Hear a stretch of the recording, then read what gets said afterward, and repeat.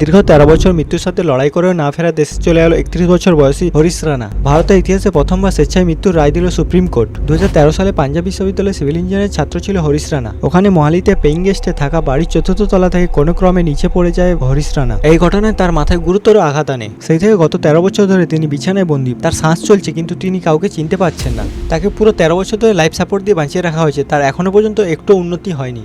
হরিশের বাবা মা তার জন্য সিদ্ধান্ত নেয় স্বেচ্ছায় মৃত্যু এবং আবেদন জানান সুপ্রিম কোর্টে। হরিশকে প্রোটিন শেক এবং একটি ফিডিং টিউবের মাধ্যমে চূর্ণ বিচ্ছিন্ন ও ফিল্টার করা ডাল খাওয়ানো হতো এবং তাকে প্রতি 2 ঘন্টা অন্তর তার অবস্থান পরিবর্তন করতে হতো, যাতে তার অচল অবস্থার কারণে সৃষ্টি বেডশুগুলো আরও খারাপ পরিস্থিতি না হয়। দিল্লির কাছে গাজিয়াবাদে তার পরিবারের বাড়িতে বিছানায় নিশ্চল শুয়ে থাকা 31 বছর বয়সী হরিশ রানা। দুর্বল দেহের সাথে তার আগের সুবল সবল শরীরের কোনো মিল নেই। তার চোখ খোলা কিন্তু কিছু দেখা যায় না। সে কথা বলতে বা শুনতেও পারে না। ট্র্যাকিওস্টমি টিউবের মাধ্যমে তিনি শ্বাস প্রশ্বাস নেন। কেবল তার হৃদস্পন্দন চলাচল করে। তাই সুপ্রিম কোর্ট শেষ পর্যন্ত এক ঐতিহাসিক রায় দিয়েছেন, যাতে হরিশ রানার লাইফ সাপোর্ট বন্ধ করে তাকে জীবনের বোঝা থেকে মুক্ত করা যায়। প্যাসিভ ইউথেনেসিয়ার মাধ্যমে মৃত্যু করাচ্ছে হরিশ রানাকে।